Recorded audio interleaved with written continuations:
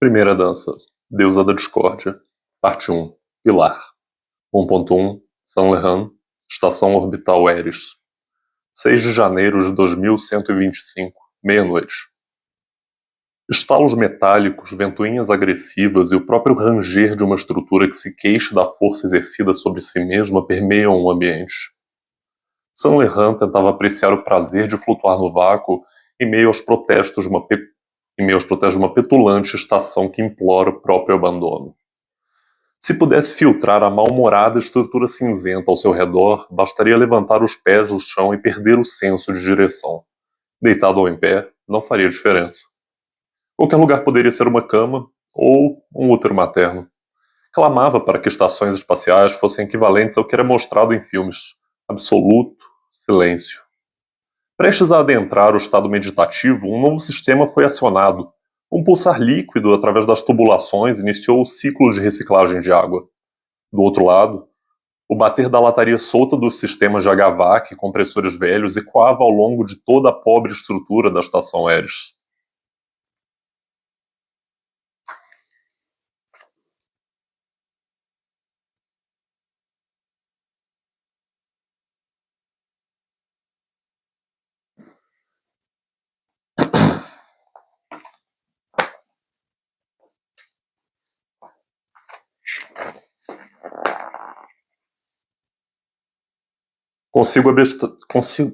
Consigo abstrair você, Eris. Isole os sons, flutue no centro do quarto.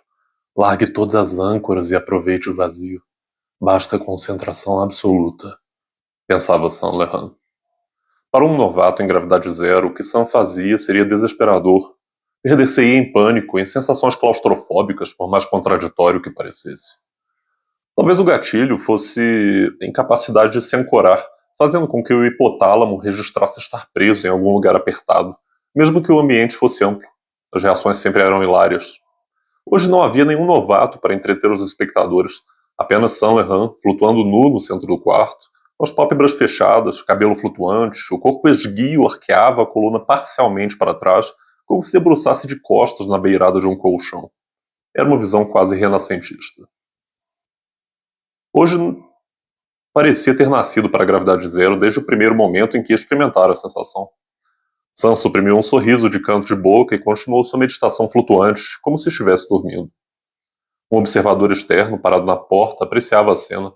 Apenas assistia ao enigmático homem flutuando, com um certo receio de chamar sua atenção e perturbar o processo. Quando achasse conveniente, Sam abriria os olhos, eventualmente. Analisou as deformidades espalhadas pelo corpo de Sam. Nunca entendeu ou pediu explicação sobre o que eram. O corpo exibia uma sequência de orifícios oclusos perfeitamente circulares, cravejados com anomalias de nascença. Cada um deles com bordas ligeiramente rugosas, em tom pálido amarelado, lembrando tecido queimado ou a crosta de uma ferida antiga. Não eram meros furos, atravessavam a carne de lado a lado, revelando túneis escuros e assombrosos, fundos o bastante para engolir a luz. A pele ao redor parecia sempre tensionada, como se lutasse para se fechar, mas tivesse falhado, formando pequenas crateras orgânicas.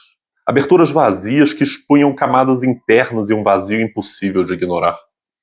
Dispostos simetricamente, um em cada braço e antebraço, coxa e sobrecoxa, e outro central, logo acima do umbigo, lembravam um padrão ritualístico.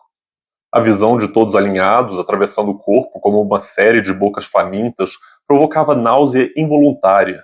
Não era apenas a ausência de carne, mas a impressão de que algo faltava no próprio mundo.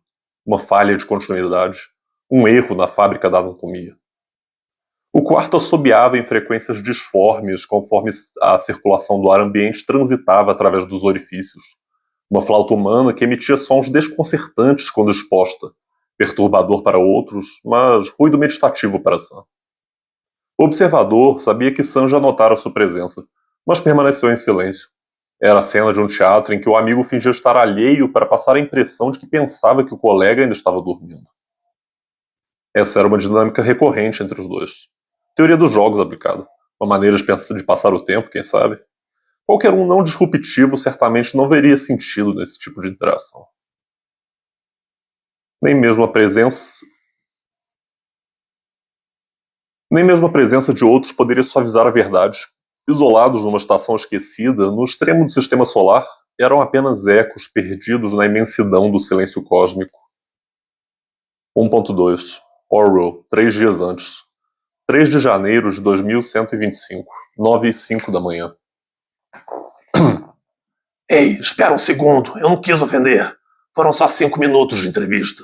Exclamou Orwell para o homem de terno que caminhava a passos rápidos e furiosos afastando-se do repórter. Escuta aqui, seu fedelho, entrevistador medíocre de tabloide de segunda categoria.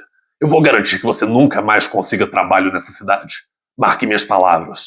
Você está acabado, disse o senador Alex Zhu, sem diminuir o ritmo. Orwell, microfone em punho e seguido pelo cinegrafista, rebateu com a voz trêmula. Isso foi uma ameaça, senador. Você é surdo.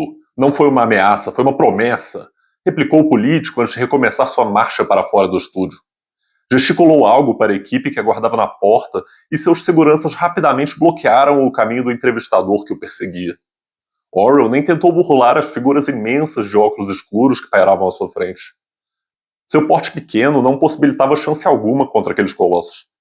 Simplesmente desistiu e retornou cabisbaixo para a poltrona onde realizara a entrevista,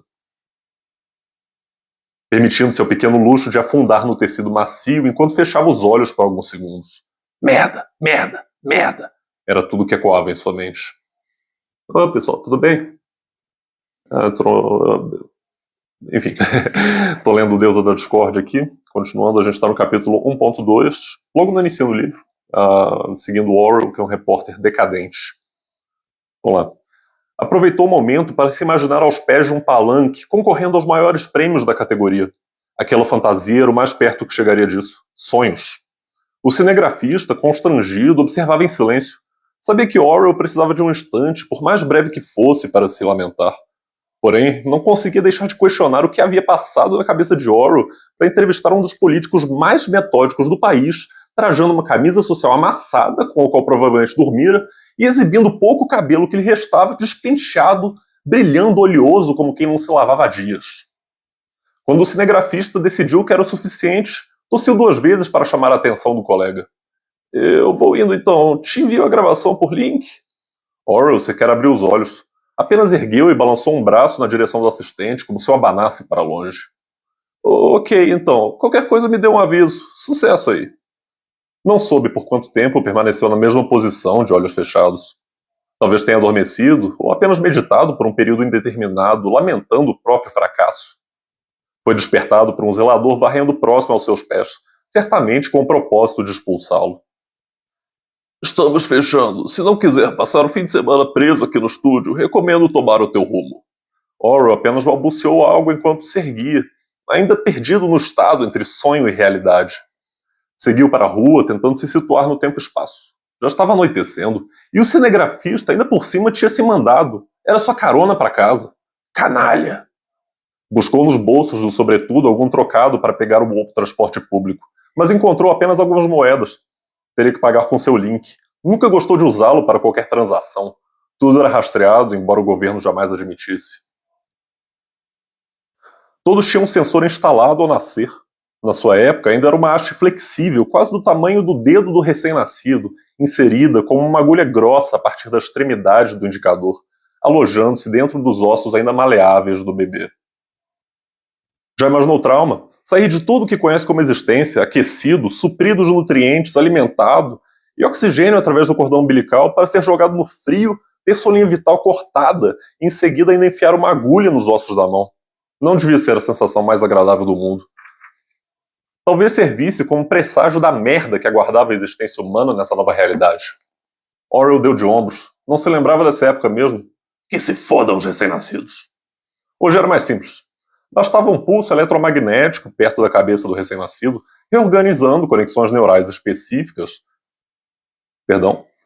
Reorganizando conexões específicas do cérebro para criar uma assinatura neuronal única. Essa assinatura funcionava como uma impressão digital elétrica, permitindo identificar qualquer indivíduo por meio de um simples scan. O sistema em si era genial, atualmente usado para todo tipo de transação, comercial, fiscalização, identificação, transporte, pagamentos. A criadora foi ovacionada, agraciada com o Nobel, e teve o nome marcado para a eternidade. Orwell ainda acreditava que, algum dia, a sociedade veria esse nome como persona non grata. Criadora da tecnologia que acabou com a independência e dignidade humana, doutora Irina Saraknova. Um calafrio percorreu sua espinha com a lembrança. Fora sua primeira entrevista, recém-saído da academia profissional. Não era algo que quisesse relembrar no momento. A tendência de se perder em pensamentos e memórias fazia com que o repórter ficasse ausente de sua percepção da realidade. Era como sonhar acordado, mas não mera distração. Orwell sumia dentro da própria mente, como se o corpo entrasse em piloto automático e a alma entrasse em recesso. Quando deu por si, já estava de volta aos subúrbios onde alugava os quartos dos fundos de uma senhora asiática com Alzheimer. Ao entrar no apartamento, a senhora recebeu Orwell com um sorriso e um abraço, oferecendo-lhe chá quente. O repórter sentou-se à mesa da cozinha e segurou a xícara com ambas as mãos, aquecendo-se com a bebida. Ele desconhecia o nome da idosa. Ela sentou-se à sua frente, ainda sorridente, e falou animada em algum dialeto de terceiro mundo. Tanto fazia. Orwell apenas escutava e balançava a cabeça enquanto a idosa conversava. Era um ritual quase diário entre os dois. Velha insuportável, pensou vagamente antes de deixar a mente voar para onde quisesse ir. Em alguma lógica deturpada, o jornalista considerava que esses momentos com a idosa eram o pagamento do seu aluguel. Ela não tinha companhia e provavelmente ia morrer sozinha. Ele que deveria estar sendo pago para isso. Veio parar lá até após uma noite de bebedeira, quando foi despejado do seu apartamento anterior. Estava jogado num canto de um beco, incapaz de se levantar. A senhora o viu e deve ter pensado que ele era algum parente, neto, cachorro, que fosse, e o puxou para casa. Como ela parecia continuar reconhecendo-o como alguém que morava lá... Perdi. Eu fui olhar para a tela e perdi... Cadê? Perdão. Como ela parecia continuar reconhecendo-o como alguém que morava lá, Orwell se acomodou. Afinal, não tinha motivo para ir embora. Tinha uma cama para dormir, a idosa cozinhava, limpava e lavava a casa, vivendo como um rei. Também não fazia esforço algum para ajudá-la. Dizia para si próprio que essas atividades eram boas para a saúde mental dela. Provavelmente as faziam sentir útil. Deveria me agradecer, pensava Orwell. E vou lá, obrigado, Lala Doce. Para quem chegou agora, eu estou lendo Deusa da Discórdia, que é um livro que eu escrevi, uma ficção científica hard, e a gente está acompanhando o Orwell, que é um repórter decadente. E ele está na casa de uma idosa com Alzheimer, que ele aluga e ela acha que ele é algum parente. Continuando. Quando a senhorinha estava satisfeita, levantava-se ainda animada, recolhia a xícara de Orwell, ia para trás dele e acariciava seus braços como uma avó que afaga o neto. Dizia mais algumas coisas incompreensíveis. Arigatô, respondia o repórter, ainda de cara fechada, antes de se recolher para o quarto. O quarto estava mais para uma despensa. Uma pessoa alta mal conseguiria ficar em pé, o que não era problema para Orwell. Havia espaço suficiente para um colchão de solteiro e, quando a porta era fechada, até se podia sentar confortavelmente. Manchas de mofo permeavam as paredes e não havia uma noite sequer em que não ouvisse casais brigando, gemendo ou os berros sem nexo dos viciados em neuro perambulando pelos corredores do conjunto habitacional. Antes de adormecer, Orwell sempre seguia seu ritual. Ligava o Voxel para assistir a algum desenho animado e beber o resto do uísque mais barato que conseguia comprar, até eventualmente apagar. Já se preparava quando recebeu um ping do colega de trabalho que havia abandonado mais cedo. Abra o canal de notícias. Considerou ignorar e seguir sua rotina diária, mas por alguma eventualidade desconhecida, resolveu ver do que se tratava. Ocorreu hoje entre 17 e 18 horas. Foi encontrado... Suspeita-se que... Orwell deu tapas no Voxel. Aquela porcaria já estava ficando velha e tinha tendência de travar. Quando a transmissão retornou, o sangue gelou e a cor sumiu de seu rosto. Ainda não há suspeitos. Não se sabe quem teria motivo para assassinar o senador Alex Wu, que, segundo relatos, saiu para uma série de entrevistas sem a equipe de segurança. O corpo foi dilacerado. Testemunhas dizem que pedaços estavam espalhados no beco ao lado do estúdio. Qual estúdio? Orwell não compreendeu as palavras do repórter antes do Voxel travar. Qual estúdio, caralho? Berrou, esmurrando o dispositivo. Batidas tímidas na porta. Balbeisun Rio Nizalma? Disse a senhora. Ele havia se exaltado e acordara. Abriu a fresta da porta para encarar a expressão de preocupação da sua senhoria e respondeu com voz calma. Hai, arigato, itadakimasu. Ele não conhecia muitas palavras asiáticas. Pareceu ter funcionado, pois ela abriu um pequeno sorriso, respondeu serenamente e voltou para seu quarto. O voxel voltou a funcionar. A polícia afirma que encontrará o culpado com a maior urgência possível e já despachou todo o contingente livre para procurar possíveis suspeitos. Orwell estava sentado no colchão, a cabeça rodando com 1000 pensamentos. Talvez fosse melhor desligar sua consciência e ir para o estado de sonhar acordado. Até que batidas fortes ecoaram na porta do apartamento. E finalizamos o capítulo do Orwell. E vamos para a parte 2, exame. Mas eu só preciso pegar uma água, porque minha boca participa. Então, com licença, pessoal.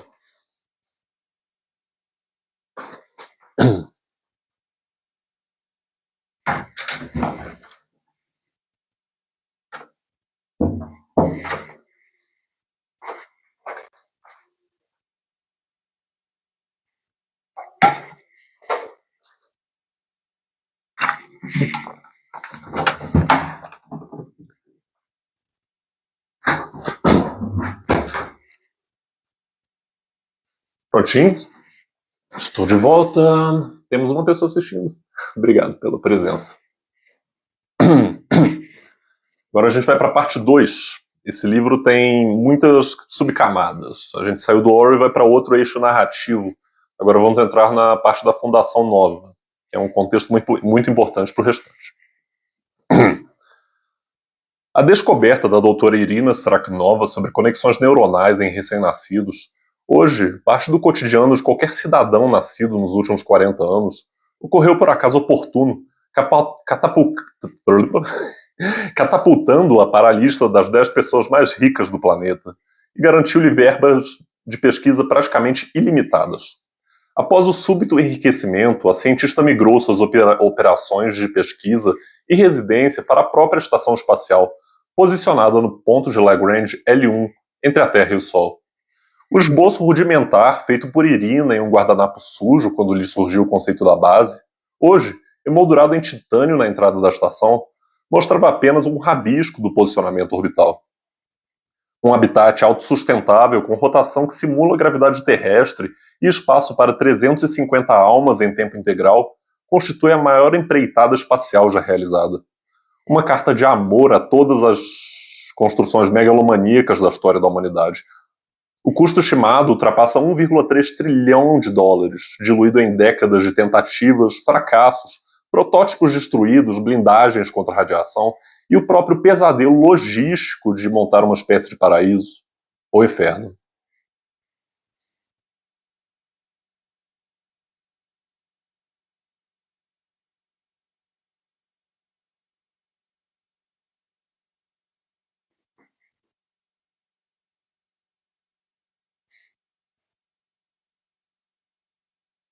A instalação era envolvida pelo mais absoluto sigilo, com equipes que viviam em tempo integral na estrutura, o que a tornava fonte inesgotável de teorias conspiracionistas e todo tipo de crítica pública, já que nem mesmo instituições governamentais conheciam os detalhes da operação. Há quem diga que Irina não envelhecera desde que migrara para a estação espacial. Outra corrente ainda acredita que funcionários que deixaram a estação, vivos ou não, jamais foram vistos novamente. A rotatividade de pessoal, extremamente rara, apenas ocorria quando alguém da equipe vinha a falecer ou ficava incapaz de trabalhar. Os pesquisadores mais brilhantes competiam pela oportunidade de uma vaga na estação, por meio de um processo seletivo extenso e árduo.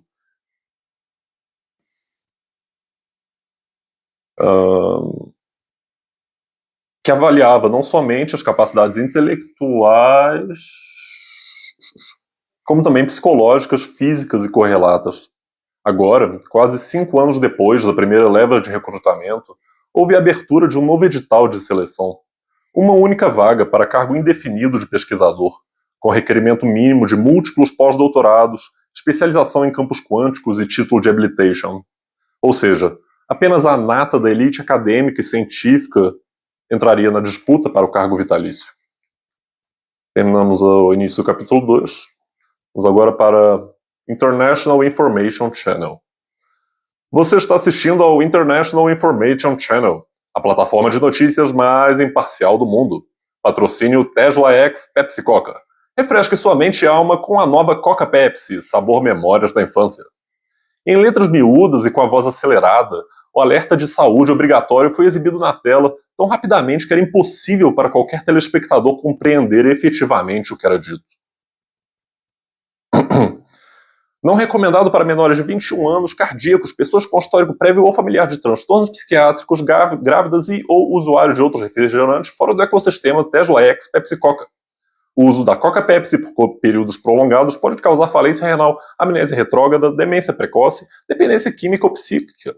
Consulte um Coca Doctor para mais informações.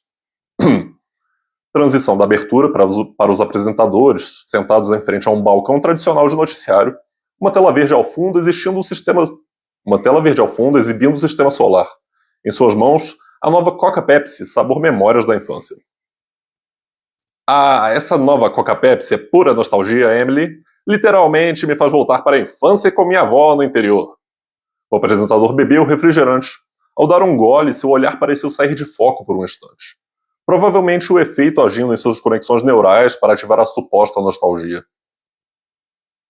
É isso mesmo, Fred, e um lembrete aos telespectadores. Ao enviar seu imposto de renda até o início do próximo ano fiscal, você recebe 3 garrafas de Coca Pepsi sabor memórias de infância de graça. Transição para os jornalistas no mesmo set, sem as bebidas. Bom dia. Hoje no IIC você verá: exame seletivo para a Fundação Nova ocorre hoje mesmo. A seleção mais esperada da última década. Mitru Inc. declara que desconhece qualquer alegação de espionagem corporativa e nega monopólio, disse a segunda apresentadora. Processos judiciais contra a Fundação Nova são paralisados por tempo indeterminado em razão de suicídio do juiz. Global Organization of External Studies oferece denúncias de patenteação hostil contra outras empresas. Isso e muito mais daqui a pouco no IIC. Capítulo 2.1 Mira. 5 de janeiro, 11 da manhã, 2 dias após os eventos de Orwell. A doutora Mira havia se candidatado por mera curiosidade intelectual, porém se via ansiosa enquanto aguardava. Os candidatos apenas foram informados sobre a cidade de realização do exame e, faltando menos de 2 horas para o início agendado, ainda não haviam recebido o endereço exato da prova. Andava de um lado ao outro pelo saguão do hotel. Não era exatamente o tipo de pessoa que aguenta ficar parada por muito tempo, especialmente quando lhe dizem para esperar alguma coisa. Só um instante.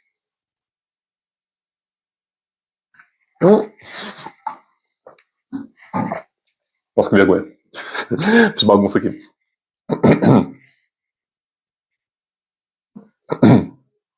Aparência desleixada, expressão inquieta e exasperada contrastavam de forma paradoxal com a suavidade da sua beleza. Atraía a atenção de outros hóspedes enquanto murmurava caminhando ao redor da recepção, ao mesmo tempo em que o porte pequeno e jovial dava a impressão de alguém inofensivo, quase frágil. Sua expressão facial criava um contraste aterrorizante, de alguém que vai explodir com o primeiro que se atrever a interromper sua crise de ansiedade. Respira fundo, Mira. Inspira, expira. Veja o noticiário para se acalmar. Vamos distrair a mente, falou para si própria, ao dirigir o olhar para o visor na fútil tentativa de aquietar o redemoinho ambulante que era sua presença. Mira não aguentou nem 5 minutos do noticiário. Estava prestes a berrar com a TV. Não quero saber sobre essas empresas, inferno! Retomou sua caminhada frenética. As técnicas de respiração e mindfulness não adiantaram em nada. Faltando 1 hora para o exame, recebeu um ping em seu voxel com o endereço, que ficava a 40 minutos de distância do local onde estava hospedada. O alívio explodiu em sua garganta na forma de um aleluia, em um tom que tornava difícil discernir se continha raiva, felicidade ou exaltação. Talvez fossem todos os 3. Ignorando os olhares confusos dos presentes, disparou rumo à porta. 2.2 Jax. Sentado no mesmo saguão estava um homem na faixa dos 60 anos. Expressão tranquila e serena, saboreava pacientemente um café e olhava para o monitor exibindo o noticiário. Mas não assistia, a mente estava em outro lugar. Destacava-se no saguão devido aos óculos redondos de miopia, coisa que já havia saído do uso comum há algumas décadas, Cirurgias de correção poderiam ser feitas em qualquer farmácia, e problemas de vista já eram detectados e tratados durante a gestação. Estou vendo aqui o chat e continuando. Certamente era um homem excêntrico para os padrões contemporâneos, mas o bom porte e fala refinada indicavam alguém oriundo de fartura. Internamente ignorava as notícias. Era a mesma baboseira corporativa de sempre. Não agregava nada. Acabou tão imerso em cálculos mentais que sequer notou a presença da garçonete, questionando se desejaria algo mais. Algo incomodava. O experimento, realizado remotamente, poucos dias antes, não dera os resultados esperados. Deveria ter aberto uma fenda, como no último teste, mas a colisão apenas puxou o tecido do espaço-tempo como um disparo e se apagou. Foi rudemente retirado do seu transe. Aleluia! Levantou uma sobrancelha e apenas ergueu o olhar, deparando-se com a curiosa cena de uma mulher em disparada frenética para o lado de fora. Frustrado pela interrupção de sua linha de raciocínio, apenas pensou: que histeria desnecessária. Rapidamente deletou o ocorrido da memória. Uma vez que estava fora da imersão em pensamentos, notou que havia recebido o ping. Enrolou o jornal que carregava consigo sob o braço, levantou-se com serenidade sobrenatural, vestiu o blazer e dirigiu-se à saída. A garçonete notou de relance, com expressão curiosa, a data do jornal. 2025, que relíquia! Quase 100 anos atrás. E retomou sua rotina. 2.3. Alien. No extremo oposto da cidade, sentado com um voxelbook, mais um candidato chamava a atenção das pessoas ao redor. Não pelos maneirismos ou comportamentos esdrúxulos, mas por sua aparência pitoresca. Apesar da juventude estampada na pele lisa e imaculada, seus cabelos e sobrancelhas grisalhos, assim como as pupilas dissonantes, uma verde e outra quase inteiramente negra, criavam uma imagem de paradoxal ancestralidade. Alien era uma superposição humana. Visto de longe, um idoso. Visto de perto, um jovem de pele macia, sem as cicatrizes da idade. Caminhava pelo centro da cidade sem destino específico, perdido em discussões internas. Eu não queria estar aqui. Tenho mais o que fazer. Inferno. Temos um impacto com potência máxima agendada para hoje e nem vou estar lá para presenciar. Recebeu o ping com o local do exame. Será que ainda dá tempo de desistir? Será que vão me punir se eu cair fora? Malditos canalhas, eu te odeio, MDK. Uma figura de porte fino aproximou-se e sentou-se na cadeira à sua frente. Alien apenas reagiu com um olhar de não quero comprar o que você está vendendo.